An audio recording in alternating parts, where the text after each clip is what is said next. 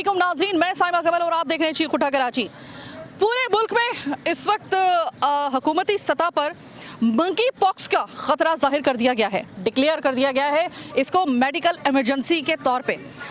हम लोग बेचारे पूरी दुनिया के साथ साथ हम पाकिस्तानी भी, चूँकि कुछ सालों पहले कोविड-19 से हम नबर्द आज़मा होते होते हमें बहुत बड़ा नुकसान भी उठाया है।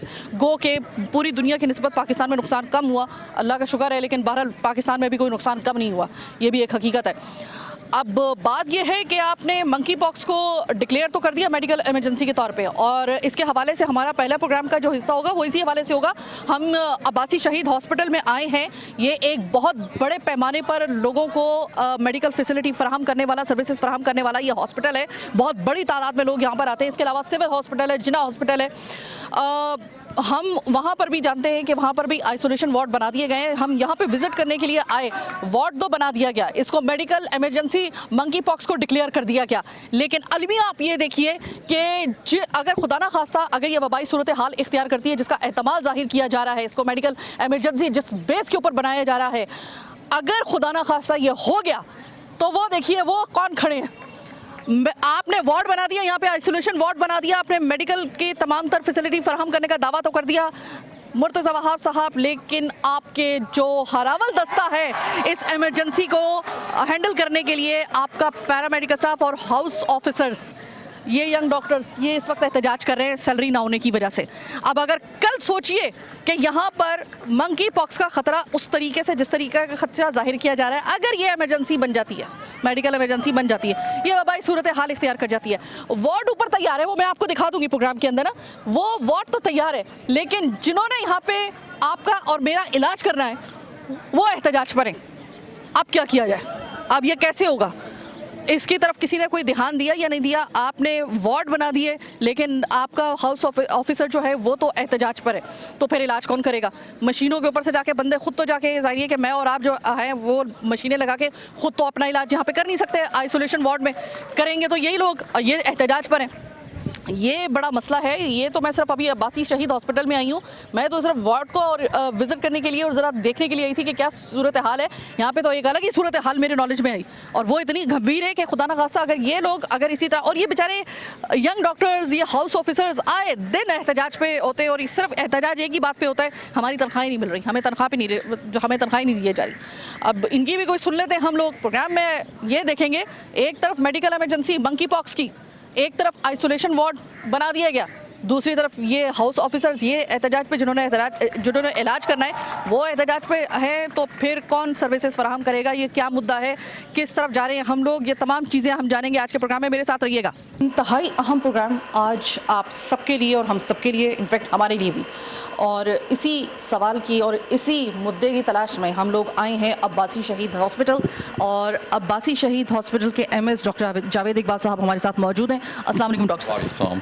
डॉक्टर साहब, सच्ची बात यह है कि मैंने एक्सपेक्ट नहीं किया था कि मंकी पॉक्स वो एक बाकायदा तौर पे मेडिकल इमरजेंसी मुल्कगीर सतह के ऊपर उसको डिक्लेयर कर दिया जाएगा। तो जैसे ही ये खबर आई है और जैसे ही हमने कुछ इस तरह की कॉन्फ्रेंसेस वगैरह देखी हैं हुकूमती सतह के ऊपर, तो बड़ा अलार्मिंग हम लोगों को ये लगा। क्या वाकई में ये मंकी पॉक्स इतना अलार्मिंग है? क्या लाइफ थ्रेटनिंग है ये? हाँ, लाइफ थ्रेटनिंग इस तरह ये स्प्रेड बहुत तेज़ी से करेगा। इसमें ये ज़्यादातर ये अफ्रीका से पाया जाता है, सेंट्रल और वेस्ट अफ्रीका में। और इसमें साइन ऑफ सिम्टम इस तरह होंगे कि फीवर होगा, हाई ग्रेड हेडेक होगा, मसल्स पेन बहुत ज़्यादा होगा, रैशेस होंगे फेस, हैंड और फीट और इनग्वाइनल एरिया में। अच्छा, हाँ। अच्छा डॉक्टर साहब, ये बताइएगा कि देखिए हम तो बड़ी मुश्किल से हमारी जान छूटी थी पूरी दुनिया की बशमूल पाकिस्तान कोविड-19 से, और कोविड में जिस तरीके से आपको पता है कि ज़िंदगी जो थी वो एकदम महदूद होकर रह गई थी।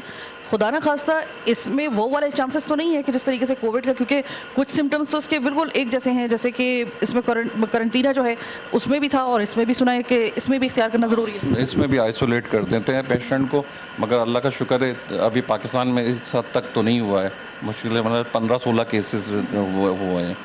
तो इसके सिम्टम्स ज़्यादातर रेस्पिरेटरी सिम्टम्स कोरोना की तरह ही हैं तकरीबन। और तो डॉक्टर साहब, कितनी मुमासलत पाई जाती है कोविड में और मंकी पॉक्स में? मैं ये बोल रहा हूँ सिर्फ रेस्पिरेटरी सिस्टम जो है जिसमें कफ फीवर हेडेक ये वाले सिम्टम्स मिलते हुए, बाकी तो अलग हैं। इनके रैशेस होते हैं फेस, हैंड और फीट में, ये डिफरेंट होता है। लिम्फ नोड इनलार्ज हो जाता है, ये डिफरेंट होता है। रेस्पिरेटरी सिम्टम सेम तकरीबन होते हैं। अच्छा डॉक्टर जावेद इकबाल साहब आप मुझे ये बताइएगा कि देखिए जिस तरह हम लोगों को आमतौर पे हमें किस तरीके से ये पता चलेगा कि ये मंकी पॉक्स है या ये जो है ये दूसरी कोई डिजीज़ है या फिर दूसरी कोई मलेरिया वगैरह या फिर इस तरह की कोई अलामात, क्योंकि बहुत सारी इसकी अलामात ऐसी हैं जो कि दूसरी जनरल जो आपकी डिजीज़ हैं या फिर इलनेस है उसमें भी बिल्कुल सेम है। तो हम किस तरीके से इनिशियल स्टेज के ऊपर ये रेक्टिफाई कर सकते हैं कि आया ये मंकी पॉक्स के अलामात हैं या किसी दूसरी बीमारी की? ये 2 वीक्स तक रहता है एक तो, और इसके सिम्टम ये तो बोल रहा हूँ कि आपको रैशेस सिर्फ स्मॉल पॉक्स और चिकन पॉक्स की तरह होते हैं, बाकी तो डिफरेंट होते हैं। अच्छा। हाँ, ठीक है सही। अब मुझे आप ये बताइए कि इसमें प्रिकॉशन क्या क्या लेना है? बस फ्रीक्वेंटली हैंड वॉशिंग करनी है वाटर एंड सोप से आपने, मास्क पहनना है आपने, बस ये है, इसी तरह आप बच सकते हैं। अच्छा अभी तो सिर्फ 16 केसेस हैं, तकरीबन 15-16 इतने हैं। अगर फ़र्ज़ करें कि जिस चीज़ का ख़दशा है, अल्लाह ना करे कि अगर ये इसकी पेनिट्रेशन हो जाती है या ये जो है ये वबाई सूरत इख्तियार कर जाता है, तो क्या खुदा ना खासा ऐसा तो नहीं होगा कि जिस तरीके से कोरोना में ज़िंदगी को महदूद करना पड़ गया था इसमें भी करना पड़ सकता है? नहीं, इसमें भी करना पड़ सकता है। अगर केसेस बढ़ गए, अगर केसेस बढ़ गए तो इसमें भी हो, इस्तेमाल है इस चीज़ का? कम चांसेस है बहुत इंशाअल्लाह ताला। तो अभी देखें ना, कोरोना की तरह तो इतनी पीक पे जा रहा था, अभी तो सिर्फ 16 केसेस हैं और हॉस्पिटल तकरीबन सिविल जिना में भी आइसोलेशन वार्ड है, हमारे पास भी आइसोलेशन वार्ड हमने प्रिपेयर कर लिया है। तो अभी अगर मैं आपसे ये मालूम करूं कि इस वक्त अगर मुझे ये मालूम करना हो कि कौन सा हॉस्पिटल, अगर मुझे पता चल जाता है कि खुदा ना खास्ता मंकी पॉक्स की अलामात है, तो मैं फौरी तौर पे मुझे क्या करना चाहिए घबराए बगैर? किस हॉस्पिटल में जाना चाहिए और किस तरीके से जो है वो मुझे वार्ड में जो है वो मेरी एंट्रेंस हो सकती है? नहीं, आप जिस तरह भी इस तरह के पेशेंट हैं जिनको ये तो सिम्टम्स आ रहे हैं, वो तो सिविल में भी जा सकते हैं, जिना भी में जा सकते हैं, अब्बासी में भी आ सकते हैं। तीनों जगहों में वार्ड प्रिपेयर हो चुके हैं, हमारे पास तो हो चुके हैं, उनके पास भी हो चुके हैं, प्रिपेयर हैं इसका आइसोलेशन वार्ड। अमूमन ऐसा देखा गया था कि जब कोरोना भी था, मुझे उस वक्त तो याद है, फ्लैशबैक में अगर हम जाते हैं तो कुछ हुआ यूँ था कि बाहर से आने वाले मुसाफिरों में इसके जो थे वो ये जो था वो कोरोना लेकर आए थे। क्या इसमें भी ऐसा है कि बाहर से आने वाले जो लोग हैं, और वो कौन सी स्पेसिफिक ऐसे रीजन्स और कंट्रीज़ हैं जहाँ से आने वाले जो मुसाफिर हैं वो ख़ास तौर पे एहतियात करें और उनको ख़ास तौर पे निगरानी में रखना ज़रूरी है? ये तो अफ्रीकन, मैंने कहा ना, सेंट्रल और वेस्ट अफ्रीका मेनली है, और एयरपोर्ट पे भी स्क्रीनिंग शुरू हो चुकी है। तो जो भी इस तरह के केसेस आते हैं वहीं से पिक हो जाएंगे अगर सिम्टम के साथ आए हैं तो। कोरोना में तो वैक्सीन जो थी काफ़ी देर बाद इन्वेंट किया गया था उसे, क्या इसकी कोई ऑलरेडी कोई वैक्सीन है इस वक्त या इसको भी अभी इन्वेंट करना पड़ेगा? अभी तक वैक्सीन पाकिस्तान में तो नहीं है, मेरा ख्याल है, मेरे नॉलेज में नहीं है, पाकिस्तान में तो नहीं है। अब ये मुझे बताइएगा कि आपने हुकूमती सतह के ऊपर एक जिस तरीके से बाकायदा तौर पे इसको डिक्लेयर किया गया कि ये भाई एक आप तैयार रहिएगा ज़हनी तौर पे, एक तरीके से हमें ये बताया गया है कि ये एक बहुत बड़ी मेडिकल इमरजेंसी में कन्वर्ट हो सकती है। इस वक्त आपने कहा है कि अब्बासी शहीद हॉस्पिटल, सिविल और जिना, इसमें आइसोलेशन वार्ड बना दिए गए हैं। तकरीबन अगर मैं आपसे अब्बासी की अगर सिर्फ गुंजाइश में पूछूं तो तकरीबन एक वार्ड के अंदर कितनी गुंजाइश है? 8 बेडेड का हमने बनाया है, वो एक्सटेंड कर सकते हैं, 12 बेड तक हम जा सकते हैं। 8 बेड का बिल्कुल तैयार है वार्ड वो हमारे पास, आइसोलेशन वार्ड, ट्रॉमा सेंटर के फर्स्ट फ्लोर पे। अभी आप जाकर विजिट भी करवा दूंगा मैं आपको, तो वो तैयार है। अब लगते हाथ में आई गई थी तो मैंने कहा मैं आपसे ये भी सवाल पूछ लूँ कि सर, एक तो मंकी पॉक्स की तो बात हो गई, आपने बड़े डिटेल में बता दिया। मसला ये है कि हम कराची वाले ना इसके अलावा भी बड़े चैलेंजेस से हम लोग इस वक्त नबर्द आजमाएँ। मलेरिया और डेंगू का भी सुना है कि उसका भी जो है वो इस मानसून के साथ ही उनकी भी बड़ी आमद हो गई है।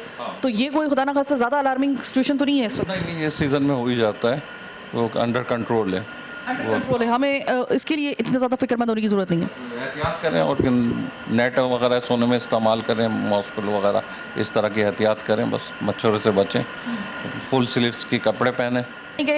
डेंगू और मलेरिया फिल वक्त वो अंडर कंट्रोल हैं अल्हम्दुलिल्लाह, लेकिन मंकी पॉक्स से हमें एहतियात करनी है। बिल्कुल बिल्कुल।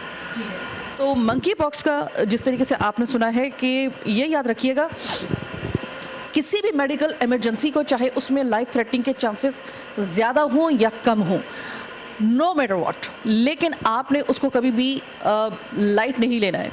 किसी वक्त भी आपका और हुकूमत का लाइट लेना किसी भी बीमारी को या कोई मेडिकल इमरजेंसी को बहुत ही ज़्यादा बड़े पैमाने पर उसको गंभीर बना सकता है। आपको याद होगा तकरीबन 5 साल पहले पूरी दुनिया ने जिस तरीके से कोरोना का मुकाबला किया, जिसमें इतनी अमवात हुई, पाकिस्तान में खुद इतनी अमवात हुई, लेकिन शरह जो थी वो पाकिस्तान में एज़ कम्पेयर टू वेस्ट वो थोड़ी कम थी, बल्कि काफ़ी हद तक कम थी। इसमें अल्लाह का शुक्र हमें अदा करना चाहिए कि फिर भी हम पर वो वाला जिस तरीके से कोरोना ने पूरी दुनिया के अंदर जो था वो सफ़े मातम बिछा दिया था, पाकिस्तान के अंदर बिछा, लेकिन उस तरीके से खुदा न खास्ता अमवात नहीं हुई थी जिस तरीके से वेस्ट में हुई थी। अब बात आ जाती है मंकी पॉक्स की। अब एक आपने वो एक उर्दू का मुहावरा सुना होगा कि दूध का जला छाछ को भी फूंक फूंक कर पीता है। अब हालांकि मंकी पॉक्स में ऐसा कोई लाइफ थ्रेटनिंग के खुदा न खास्ता जैसे कि कोविड में जहाँ बहक हो रहे थे लोग, इस तरीके से इसमें तो खैर वो रेशो नहीं है, लेकिन हर बीमारी जो होती है ना वो अपनी शिद्दत पे आने के बाद जो होता है वो अपना वेरिएंट चेंज कर देती है। तो जो हम समझ रहे हैं, हो सकता है कि डॉक्टर साहब उसका अगर खुदा न खास्ता अगर वेरिएंट अगर दूसरा अगर ज़्यादा स्ट्रॉन्ग किस्म का हो, जैसे कि कोविड का आता था या उसका जो एक वायरस का होता था, तो अगर वो ज़्यादा थोड़ा सा ये चांसेस हैं कि अगर इसको अगर लाइट ले लिया गया या इसको अगर इसने अपना वेरिएंट जो है वो ज़्यादा स्ट्रॉन्ग किस्म का अगर आ जाता है इसका, तो उसमें लाइफ थ्रेटनिंग ज़्यादा हो सकती है। नहीं अल्लाह ताला बोला ना, पाकिस्तान में केसेस ही 16 हुए, हमें सिर्फ अलार्म तैयार रहना चाहिए, बाकी बेहतर है इंशाअल्लाह ताला। ज़ाहिर है कि बीमारी है, लाइफ थ्रेटनिंग हो ना हो, लेकिन वो ज़ाहिर है कि अगर जब वबा की सूरत इख्तियार करती है तो वो यकीनी तौर पे जो है ना वो बहुत ही गंभीर मामला हो जाता है। ऐसे में आपने अपना मास्क बिल्कुल उसको दोबारा से उसका इस्तेमाल शुरू करना है, बार बार आपने हाथ धोने हैं और कोशिश करें कि लोगों से जिस तरीके से एक थोड़ा सा फासला रखते हैं उस तरीके से इसमें भी रखें, क्योंकि ड्रॉपलेट जो है वो इसमें भी मैटर करता है जैसे कि कोविड में कर रहा था। तो ये तमाम सिम्टम्स आपको बताने का मकसद ये है, स्पेशल प्रोग्राम करने का मकसद ये है कि हमने कोविड को झेल लिया है, मंकी पॉक्स को हमने इतना स्ट्रांग नहीं होने देना। तो इसके लिए आपको और मुझे और गवर्नमेंट को, हम सबको देखिए, गवर्नमेंट ने और जो हमारे मेडिकल जो हमारा जोन है उन्होंने तो अपना काम कर दिया है, आइसोलेशन वार्ड बना दिए हैं, जिना हॉस्पिटल में है, सिविल हॉस्पिटल में है, और अगर आप इस साइड पर आते हैं तो अब्बासी शहीद बहुत बड़े पैमाने पर जिस तरीके से यहाँ पर मरीज़ों का जो है वो आना होता है, बहुत ज़्यादा मरीज़ों को जो है वो उनकी देखभाल कर रहे होते हैं। तो ये अब्बासी शहीद में भी आइसोलेशन वार्ड है, तकरीबन 8 के करीब यहाँ पे बताए, जिनको एक्सपेंड किया जा सकता है सूरत हाल के मुताबिक। तो अभी इस वार्ड की क्या कंडीशन है, कितना पैरामेडिकल स्टाफ तैयार है, क्योंकि ये बिल्कुल मंकी पॉक्स बिल्कुल एक नई एक बीमारी है, क्या इसको समझ पाए हैं डॉक्टर्स वगैरह या फिर पैरामेडिकल स्टाफ, उनको समझने में कोई दिक्कत तो पेश नहीं आ रही है, किस तरीके से क्योर किया जाएगा, ये प्रोग्राम के अगले हिस्से में जानते हैं।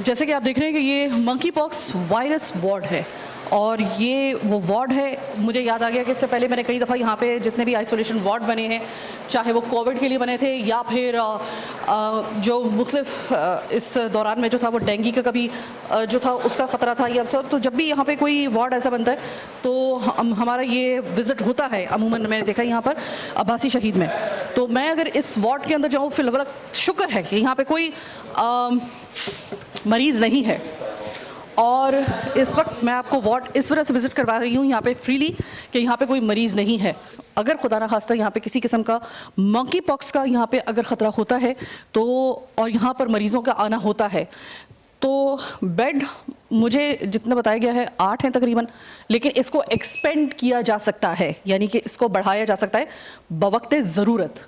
और अगर हम बेड वगैरह देखें, साफ़ सुथरे बेड है, और इसके अलावा जितनी भी इसके साथ जितने भी इक्विपमेंट्स है मेडिकल जो सर्विसेज के लिए, इस बीमारी को देखने के लिए जो इक्विपमेंट्स है वो भी नज़र आ रहे हैं, अल्लाह करे एक्टिव भी हों। और इस वक्त अगर मैं इस पूरी जगह की अगर मैं कंडीशन में देखूं, सफाई की भी कुछ बेहतर मुझे नज़र आ रही है पोजीशन, और क्योंकि ये जो वार्ड था इसको बनाकर इसको जो है वो बंद कर दिया गया है, यानी कि इसको खुदा न खास्ता अगर किसी भी किस्म की कोई इस तरह की कोई अलार्मिंग सिचुएशन होती है तब इसको जो है वो इस्तेमाल में लाया जाएगा। उस वक्त तक यहाँ पे कोई दूसरा मरीज़ नहीं लाया जा रहा, इस वक्त तक किसी दूसरी बीमारी का मरीज़ यहाँ पर आपको नज़र नहीं आएगा। अब सवाल ये पैदा होता है कि चूँकि मंकी पॉक्स जो है वो हमारे पाकिस्तानियों के लिए बिलखुसूस, क्योंकि ये अफ्रीका से आया हुआ एक वायरस है, इससे हमारा अभी तक पाला पड़ा नहीं है और यह हमारे लिए निस्बतन एक नई बीमारी है। इसमें क्या क्या मतलब कौन कौन से ख़तरात होते हैं या किस तरीके से प्रिकॉशंस आपको और मुझे लेना है, क्योंकि ये भी वो बीमारी है कि जो कि एक आदमी से एक पर्सन टू पर्सन, यानी कि एक आदमी से दूसरे आदमी तक ये मुंतकिल होती है। जैसे कि कोविड में था, बहुत सारी कोविड में और इसमें मुमासलत पाई जाती है। जैसे कि कोविड में करंतना जो था वो एक अहम पार्ट होता है, इसमें भी आइसोलेशन और करंतना का जो है वो अमल मैटर करता है और सबसे पहला अमल वही होता है। इस तरीके से जो ड्रॉपलेट होता है जो कि कोविड में आपका अच्छे तरीके से जानते हैं कि वो ड्रॉपलेट जो था उससे बचने के लिए और वो जो था वो उसको फैलाने का मौजब बनता था, इसमें भी ड्रॉपलेट जो है वो बीमारी फैलाने का, ये मंकी पॉक्स को फैलाने का, इस वायरस को फैलाने का मौजब बन रहा है और बन सकता है। और ये तमाम तर एहतियात आपको इस वजह से बताई जा रही हैं ताकि आप वक्त से पहले आप इन तमाम तर एहतियाती तदाबीर को इस्तेमाल करके मंकी पॉक्स का ये चैप्टर इधर ही क्लोज कर दें। पैरामेडिकल स्टाफ और ये जो यंग डॉक्टर्स हैं वो एज़ यूजुअल वो बेचारे हड़ताल पे गए हुए हैं, वो एहतजाज पे गए हुए हैं, इस वजह से उनकी सैलरीज नहीं आ रही। तो फिर अगर आपने वार्ड बना लिया है, सब इंतजाम कर लिए, लेकिन अगर कोई ये यंग डॉक्टर्स अगर वहाँ पर अपनी सर्विसेज फराहम नहीं करेंगे तो फिर कौन करेगा?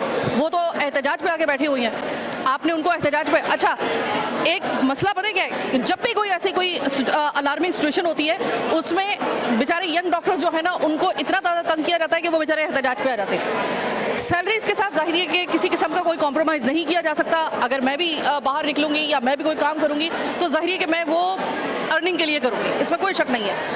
अब इनको बार बार एहतजाज पे, मैं जब भी यहाँ पे कभी प्रोग्राम करने के लिए आती हूँ कोई ना कोई इस तरह का एहतजाज ज़रूर हो रहा होता है, कभी KMC के खिलाफ, और अभी भी मुझे जहाँ तक मुझे आवाज़ मेरे कानों में आई है KMC से ही आपको शिकवा है। ठीक है, एक तरफ गवर्नमेंट कह रही है कि भाई मंकी पॉक्स बड़ा जो है उसको एक मेडिकल इमरजेंसी करार दे दिया गया है, इंतजामात कहा जा रहा है कि भाई तमाम तर सरकारी अस्पतालों में इंतजामात किए जा रहे हैं। दूसरी तरफ जो सर्विसेज आप फराहम करने वाले हैं, आप लोग तो खुद एहतजाज पे बैठे हुए हैं, ये क्या मामला हुआ है? देखें, मंकी पॉक्स वार्ड ही जितने भले नए वार्ड्स ही बना लें, जो फ्रंट फेस होते हैं हमेशा हाउस ऑफिसर्स होते हैं। सारा लोड सबसे पहले जो बर्दाश्त कर रहे होते हैं वो हाउस ऑफिसर्स होते हैं। मरीजों से लेके उनके अटेंडेंट से लेके हर किसी से पिट भी हाउस ऑफिसर रहे होते हैं, लेकिन जो तनख्वाहें होती है ना वो सबसे पहले ये रोकते हैं हाउस ऑफिसर्स की।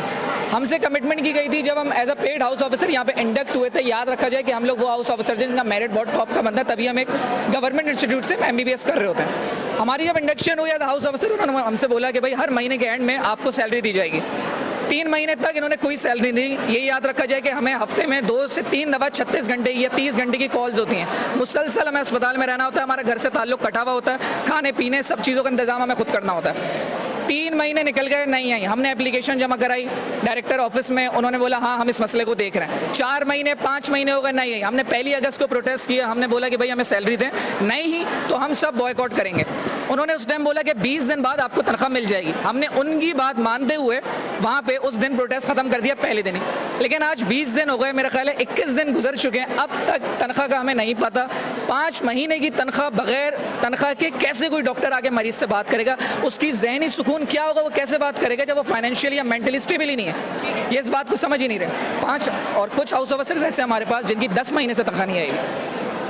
आप बताइएगा कि मैं तो आई थी यहाँ पर मंकी पॉक्स के हवाले से वार्ड वगैरह का विजिट करने के लिए, लेकिन यहाँ पर तो मामला ये है कि वार्ड तो बन गया, लेकिन जो आपके हाउस ऑफिसर्स जिन्होंने सही मानों में जिन्होंने सबसे पहले डील करना होता है, तो वो तो खुद एहतजाज के ऊपर आई हुई हैं, तो मतलब वार्ड तो बन गया लेकिन आप लोग तो एहतजाज पर हैं, फिर क्या होगा? हमें असल में एहतजाज के लिए इन्होंने प्रेशराइज किया है, क्योंकि हम यहाँ पर 10 महीने से काम कर रहे हैं। 10 महीने से काम करने का मतलब है कि हमारी मंथली सैलरी है 45,000 रुपये, जो कि अब हिसाब से बन गया 4,50,000 रुपये, जो कि हमें नहीं मिल रही है। और हमने इनसे बहुत दफ़ा गुजारिश की है कि आप हमारी सैलरीज क्लियर करवाएं, पर वो नहीं कराते। दूसरी बात ये है कि हम जो है ना वो मेयर से और गवर्नर से इनसे इस बात की अपील कर रहे हैं, मुसलसल KMC से अपील कर रहे हैं कि वो हमारी सैलरीज को रिलीज़ कर दें, क्योंकि अगर आपकी यहाँ पर हाउस जॉब जो 12 महीने की होती है, वो अनपेड हाउस जॉब करना एक इखलाकन और शरई हिसाब से भी एक बहुत ही बड़ी सज़ा है हमारे साथ, कि ना हम अपने घरों में पैसे दे सकते हैं। इस वक्त की महंगाई के हिसाब से हम इस कदर परेशान हैं। यहाँ पे जो मरीज़ आता है उससे हम ऑब्वियसली हमें जो है वो उसके लिए हमदर्दी है, लेकिन अगर हमारे पास पैसे नहीं होंगे, हमारे पास इमोशनल और फाइनेंशियल सुकून नहीं होगा, तो हम यहाँ पे काम कैसे करेंगे? यहाँ पे जितना भी काम है, जो भी करते हैं ना, वो सब हाउस ऑफिसर्स करते हैं। OPD हाउस ऑफिसर चलाते हैं, वार्ड हाउस ऑफिसर चलाते हैं, इमरजेंसी हाउस ऑफिसर चलाते हैं, ICU हाउस ऑफिसर चलाते हैं। जो सबसे पहले तनख्वाहें जिसको मिलनी चाहिए वो हाउस ऑफिसर है। हम सुबह 8 बजे यहाँ पर आते हैं, 36 घंटे 40 घंटे की ड्यूटीज़ करते हैं। सबसे जलील हम होते हैं, ज़रा एक काम की कमी रह जाए तो हम बातें सुनते हैं, लेकिन यहाँ पर हम अगर अपने 10 महीने की हक हलाल की कमाई मांग रहे हैं तो वो हमें देने से गुरेज है। मुर्तज़ा वहाब साहब, सुन लीजिए कि इस वक्त मंकी पॉक्स का खतरा सर पर मंडला रहा है। आपने कहने को वार्ड बना दिए, बहुत अच्छी बात है, बहुत बहुत शुक्रिया, लेकिन उसमें इलाज कौन करेगा? आप के जो आपका हरावल दस्ता होता है किसी भी वबा को कंट्रोल करने के लिए, मेडिकल का आपका जो सबसे हरावल दस्ता होता है, वो तो बेचारा आपसे शाकी होकर वो एहतजाज कर रहा है KMC के खिलाफ। और KMC के खिलाफ मेरी आधी ज़िंदगी जो है ना, यकीन मानिए कि हॉस्पिटल्स में प्रोग्राम करके मैंने सिर्फ KMC के खिलाफ एहतजाज यंग डॉक्टर्स का मैंने देखा है, चाहे वो कराची हो या फिर अगर हम दूसरे लाहौर वगैरह दूसरे भी जगह जाते हैं, आए दिन यंग डॉक्टर्स जो है वो एहतजाज कर रहे होते हैं। अब इन्होंने बात यह है कि देखिए, अगर कोई मेडिकल फर्ज करें, कोविड का वक्त याद कीजिए, उसमें यही हाउस ऑफिसर्स, यही पैरामेडिकल स्टाफ होता था जो सबसे ज़्यादा अफेक्ट हुआ था, डॉक्टर सबसे ज़्यादा अफेक्ट हुए थे, उन्होंने अपनी जानें कुर्बान की थी।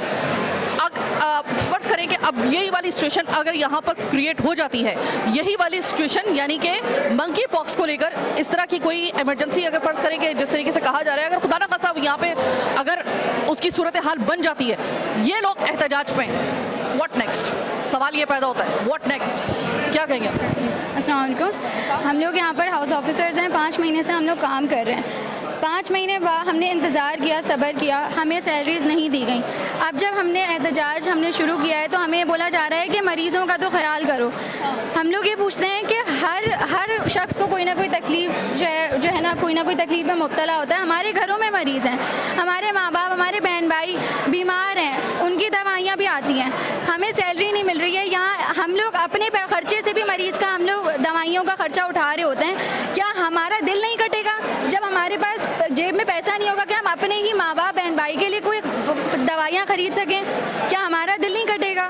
तो जब हम अपना हक मांग रहे हैं, डॉक्टर्स फ्रंट लाइनर्स होते हैं एक मुल्क का, जैसे आर्मी है, मिलिट्री है, इसी तरह डॉक्टर्स हैं। कोई मेडिकल इमरजेंसी होती है तो डॉक्टर्स फ्रंट लाइनर्स होते हैं, लेकिन हम सर्व करने को तैयार हैं अपनी आवाम को।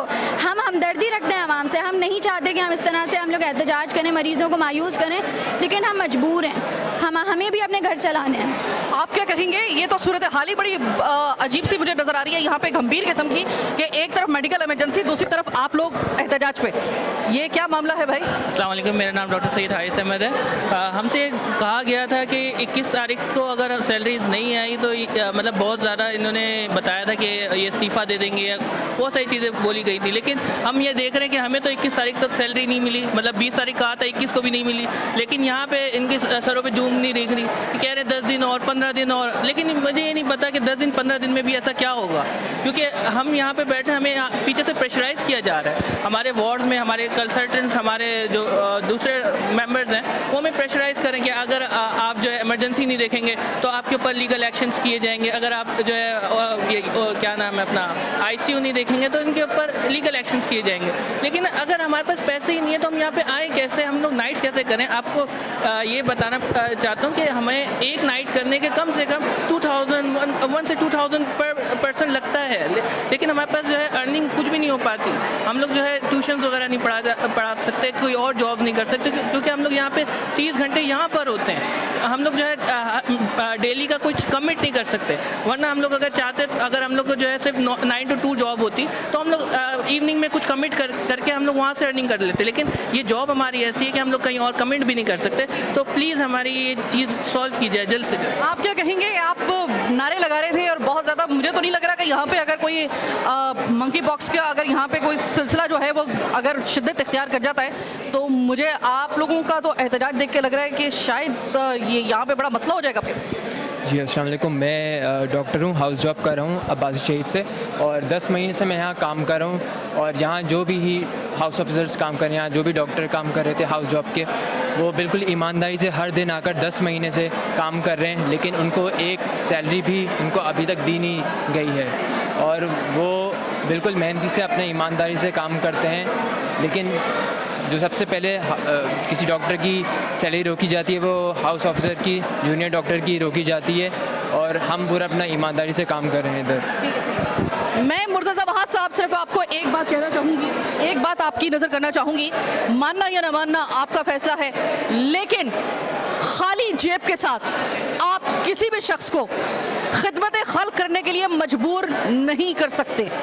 दुनिया की सबसे बड़ी हकीकत है कि आप अगर काम कर रहे हैं तो आपको उसके लिए पैसा चाहिए, आप काम करते ही इसीलिए हैं।